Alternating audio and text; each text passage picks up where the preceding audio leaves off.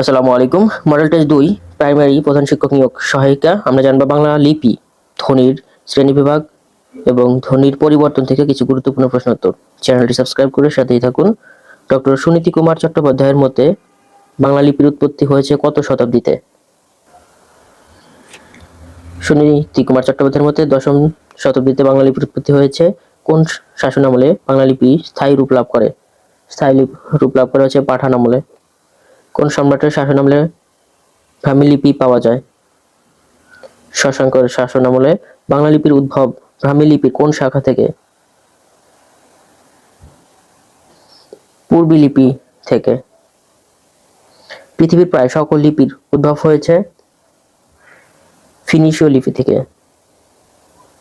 কোন লিপি ডান দিক থেকে লেখা হয়? ডান দিক থেকে লেখা হয় খরোষ্ঠী লিপি। ঢাকায় বাংলা প্রেস নামে প্রথম ছাপাখানা প্রতিষ্ঠিত হয় কত সালে?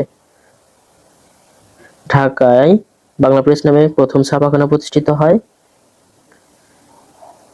1860 সালে। কোন স্বরধ্বনি উচ্চারণের সময় ঠোঁট কম খোলে? ঠোঁট কম খোলে হচ্ছে সংবৃত স্বরধ্বনি উচ্চারণের সময়। বাংলা ভাষায় মৌলিক ব্যঞ্জন ধ্বনির সংখ্যা কতটি? মৌলিক ব্যঞ্জন ধ্বনির সংখ্যা হচ্ছে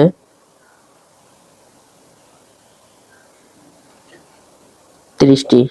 জিভের উচ্চতা অনুযায়ী উচ্চ মধ্য স্বরধ্বনি কোনটি? উচ্চ মধ্য স্বরধ্বনি হচ্ছে এ। ও কোন ধরনের স্বরধ্বনি? ও হচ্ছে যৌগিক স্বরধ্বনি। হ্রস্ব ই, দীর্ঘ ই বর্ণগুলো হচ্ছে তালব্য বর্ণ। হ্রস্ব ই এবং দীর্ঘ হচ্ছে তালব্য বর্ণ। কোনটি তরল বর্ণ? তরল বর্ণ কোনটি? তরল বর্ণ হচ্ছে বয়বিন্দু র। নিচের কোনটি স্বতন্ত্র স্বরধ্বনি? স্বতন্ত্র স্বরধ্বনি হচ্ছে এ। কোনগুলো ঘর্ষণজাত ধ্বনির উদাহরণ? ঘর্ষণজাত ধ্বনির উদাহরণ হচ্ছে তালব্য স এবং দন্ত স।